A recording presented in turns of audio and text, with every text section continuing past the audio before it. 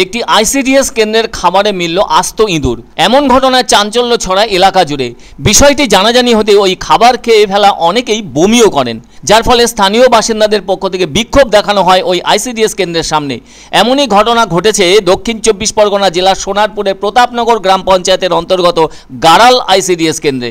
গর্ভবতী মহিলা ও পড়ুয়া মিলিয়ে মোট 42 জনের রান্না হয় প্রতিদিন। সেভাবে বুধবার ওই কেন্দ্রে 42 জনেরই রান্না হয়েছিল। এদিন অবশ্য খিচুড়ি ও ডিম সেদ্ধ দেওয়া হয়েছিল। এদেরই একজন বাড়িতে নিয়ে যাওয়া খাবার খেতে গিয়ে দেখতে পান একটা আস্ত ইঁদুর ওই খাবারের মধ্যে ঘুরে বেড়াচ্ছে। এমন খাবারের জেরে স্থানীয়রা জড়ো হন ওই আইসিডিএস কেন্দ্রের সামনে। ওখানে এসে অনেকেই দেখতে পান রান্নাঘরের পরিবেশ অত্যন্ত অস্বাস্থ্যকর। এদিকে এলাকাবাসীর অভিযোগ, এই কেন্দ্র থেকে নিম্নমানের খাবার দেওয়া হয়। আবার ওই গাড়াল আইসিডিএস কেন্দ্রের দায়িত্বে যারা রয়েছেন তারা নিয়মিত ওই কেন্দ্রে আসেন না। এছাড়াও প্রত্যেককে খাবারের পরিমাণও নাকি কম দেওয়া হয়। আবার এর সাথে অন্যান্য অভিযোগও এনেছেন তাদের বিরুদ্ধে, যার মধ্যে রয়েছে চালের বস্তায় পোকা ও ইঁদুরের উৎপাত। এই কেন্দ্রের আইসিডিএস কর্মী জানান, তারা পরিষ্কার পরিচ্ছন্ন করেই রান্নার ব্যবস্থা করেছেন। এদিকে কি করে এমন ঘটনা ঘটলো সেটা খতিয়ে দেখা হচ্ছে বলে সোনারপুর ব্লক প্রশাসন সূত্রে জানা গেছে। আসলে এই রাজ্যের ভেতরে থাকা কোনো না কোনো আইসিডিএস কেন্দ্রে রান্না করা খাবারে অদ্ভুত অদ্ভুত জিনিস মিলছে, জানিয়ে অনেক জায়গার মানুষ বিক্ষোভ প্রদর্শন করেছেন, যা অত্যন্ত নিন্দনীয় ব্যাপার বলেই মনে করছেন অনেকে। কোথাও মিলেছে টিকটিকি, কোথাও তেঁতুল বিছে, কোথাও বা গিরগিটি, কোথাও আরশোলা, কোথাও বা সাপ কিংবা ব্যাঙ। অথচ যারা ওই সমস্ত আইসিডিএস সেন্টারের দায়িত্বে আছেন তারা প্রত্যেকেই তো মহিলা। খাবার বানানোর সময় কেন পরিষ্কার পরিচ্ছন্নতা বজায় রাখা হয় না? তাদের তো জানা আছে ওই খাবার যারা খাচ্ছেন তাদের মধ্যে রয়েছেন গর্ভবতী মহিলা এবং বেশ কিছু শিশু। এরা প্রত্যেকেই ওই কেন্দ্রের সাথে সরাসরি জড়িত। আর এই সব আইসিডিএস কেন্দ্র থেকে যে খাবার রান্না করে পরিবেশন করা হয়, তাতে করে ওই খাবারে খারাপ জিনিস থাকবে কেন? সরকার থেকে প্রত্যেকটি আইসিডিএস কেন্দ্রের জন্য পরিমিত খাবার দেওয়া হয় গর্ভবতী মহিলা ও শিশুদের পুষ্টির জন্য।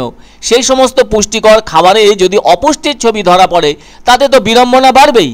পরে স্থানীয় প্রশাসনিক আধিকারিকেরা ঘটনাটি খতিয়ে দেখে ব্যবস্থা নেওয়ার আশ্বাস দিলে স্থানীয়দের পক্ষ থেকে বিক্ষোভ তুলে নেওয়া হয়। জানানো হয়, আগামী দিনে এরকম ঘটনা ঘটলে প্রতিবাদ এখনকার চেয়ে আরও অনেক বেশি হবে। সবচেয়ে বড় কথা হলো, সব সময়ের জন্য আইসিডিএস কেন্দ্রের খাবার তৈরির সময় ভীষণভাবে নজরদারি করা দরকার। তাছাড়া যেখানে চালের বস্তা থাকবে সেখানে তো ইঁদুর থাকার সম্ভাবনা প্রবল। সেজন্য আরও বেশি সতর্ক থাকা দরকার। যদি ওই ধরনের খাবার থেকে কারো কোনো অসুখ করে তাহলে তার দায় কে নেবে? আসল কথা হলো, দায়িত্ব সচেতন হতে হবে প্রত্যেক আইসিডিএস কেন্দ্রের কর্মীদের। তা না হলে প্রতিদিন বিপদ বাড়বে বই কমবে না। যে সেন্টারে খাবারে ইঁদুর পড়ার ঘটনা ঘটল, সেই কেন্দ্রের তৈরি করা খাবারে আগামীতে যে আরও অন্য কিছু পড়বে না তার গ্যারান্টি কে দেবে? ফলে প্রত্যেক রাঁধুনি যদি নিজের নিজের কেন্দ্রে যথেষ্ট দায়িত্ব নিয়ে কাজ করেন তাহলে কখনোই এমন ঘটনা ঘটবে না বলেই মনে করছেন অনেকে। হ্যাঁ, আমি খেয়েছি। আমি খেয়ে ওদের দিয়ে একসঙ্গে নিয়ে গিয়েছিলাম। নিয়ে গিয়ে ওনার দিয়ে দিয়েছি, আমি অর্ধেক নিয়েছি, ওনাদের দিয়েছি। ওনাদের পরে দেখতে পেয়েছে। অভিযোগ কি, ঠিক টাইমে উনি আসে না, ঠিক টাইমে হচ্ছে কি খাবারও দেয় না। আর এই ময়লা থাকে, ধরো এর টুকরো থাকে, পোকা থাকে, তারপর কালো চালের বস্তার ছোট ছোট ভুসি থাকে। তাহলেও চার্জে আছে, এখানে চলে আসবো বলে অরিজিনাল ভাবে। আমি 1.5 বছর 1 বছর 7 মাস ধরে আমি স্কুল করছি, বুঝেছেন? আজ পর্যন্ত কোনোদিন কিছু হয়নি। আমার সহায়িকা দিদির পাগলা কুকুরে কামড়েছে বলে ও স্কুলে আসতে পারিনি। আমি এসছি, আমি এক হাতে রান্না করে একলাই আমি দিয়েছি খাবারটা।